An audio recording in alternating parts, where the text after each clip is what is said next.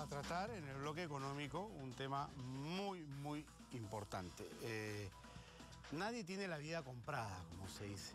¿Qué pasa cuando algún familiar nuestro fallece de manera súbita en un accidente y no tenemos idea de cómo ha organizado sus finanzas, si tiene seguros, cuánto monto tiene en su AFP, si es que la tiene, si tiene algún tipo de seguro de desgravamen, algún préstamo pedido?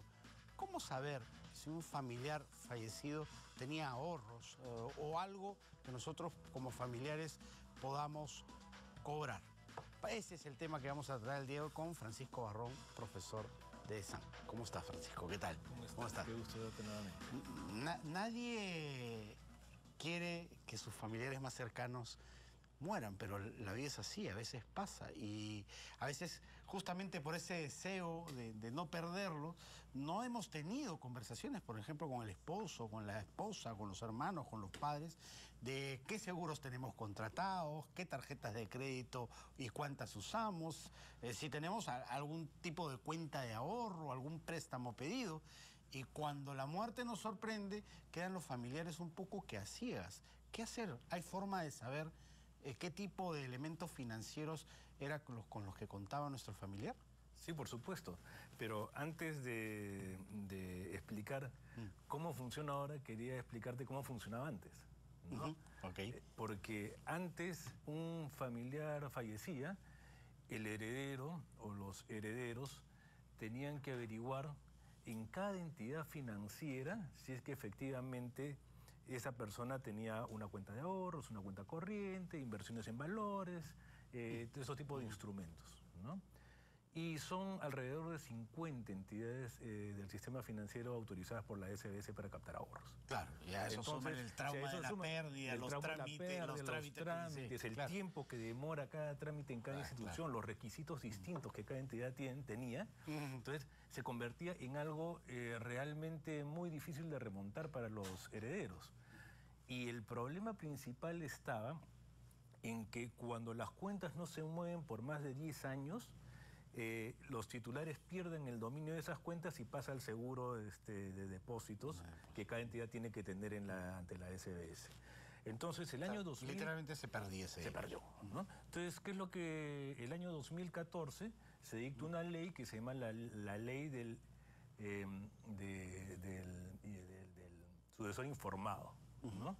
¿Esto qué quiere decir? Que a través de la SBS se centraliza un mecanismo a través del cual el sucesor debidamente identificado, ya sea con su declaratoria de herederos, su sucesión intestada, o con el testamento inscrito en registros públicos, puede pedir, ¿no?, a través de un formulario único, información a la SBS. La SBS cursa una comunicación a todas las entidades del sistema financiero y las entidades del sistema financiero están obligadas a comunicar lo más pronto posible la existencia o no de este tipo de cosas. O sea, un solo trámite. Un solo trámite, ya no 50.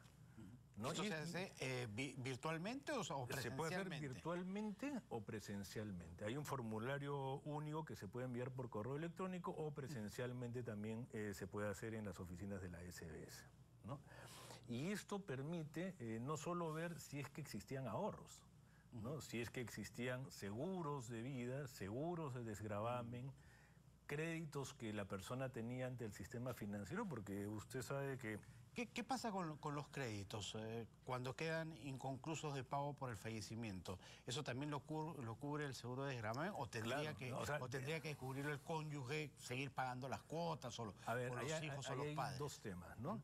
El primer tema, si hay un crédito cubierto con seguro de desgravamen, entonces automáticamente el seguro de desgravamen debe activarse y debe cubrir el costo del crédito. Lo restante, ¿no?, Lo restante que hay. Ahora, digamos, las deudas no se heredan, ¿no? Esto es algo importante.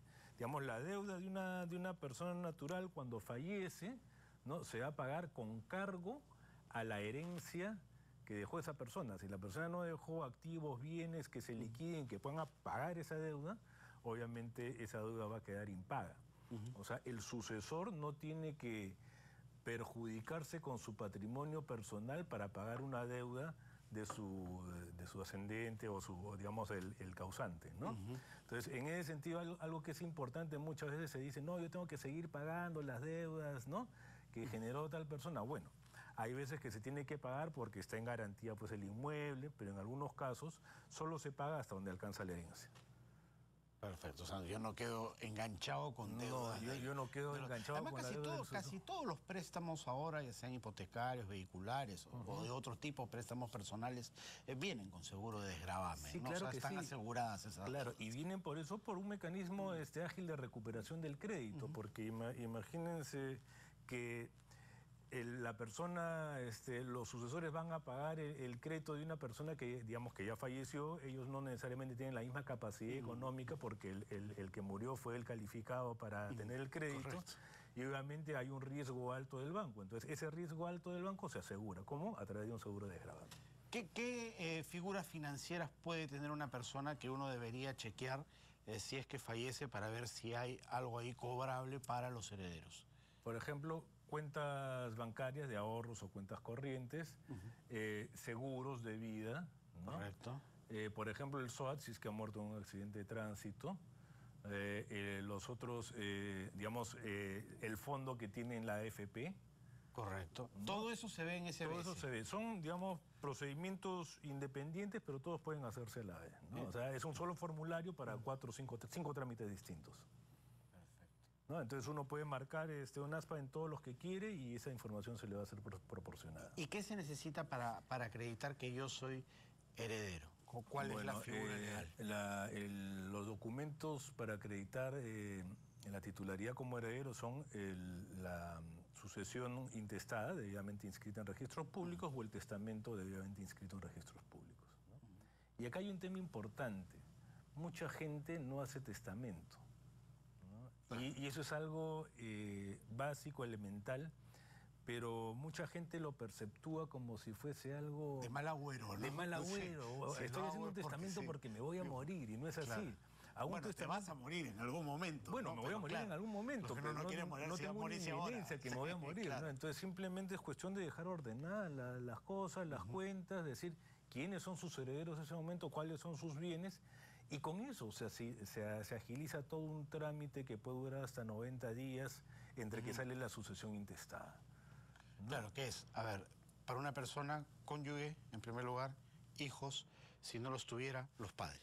Sí, el cónyuge siempre coexiste o con los hijos o con los padres, ¿no? Entonces, si hay cónyuge e hijos, heredan ambos y ya no el padre. Si existe cónyuges y padre, heredan, y no hijos, heredan ambos. Si existe solo cónyuge, es el cónyuge, ¿no? Entonces, así funciona. Pero si existen hijos, ya no, los padres ya no heredan.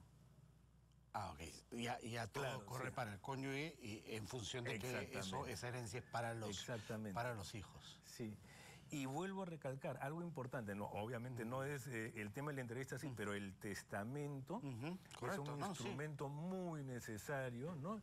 Y es una cuestión de previsión y no darle problemas también a los sucesores, ¿no? Porque encima del dolor que tienen de la pérdida, tienen que estar haciendo un procedimiento legal. Claro, ¿no? Exactamente. No que ahora se hace a través de notario. Entonces, el consejo puede ser mucho más general, ¿no? Hay que hablar con nuestras personas cercanas de lo que tenemos financieramente. Si tenemos un seguro de vida, hay que comunicarlo. Si es que tenemos cuentas de ahorro, en qué bancos, y más o menos para que la gente se haga una idea. No porque uno se quiera morir, sino porque puede pasar.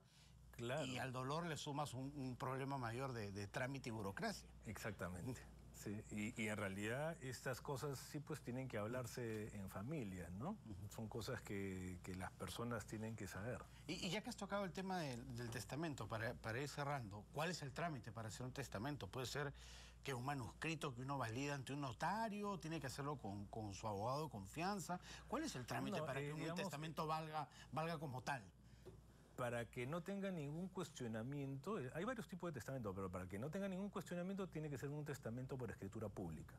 Es decir, uno va donde puede ir solo, simplemente con 2 testigos, no requiere abogado. Ya va con 2 testigos, ¿no? Y va donde el notario en una sesión especial y única, escucha a la persona todo lo que tiene que decir. Cuándo nació, quiénes son sus padres, quiénes son sus hijos, quiénes son sus potenciales herederos y qué es lo que quiere hacer con su herencia.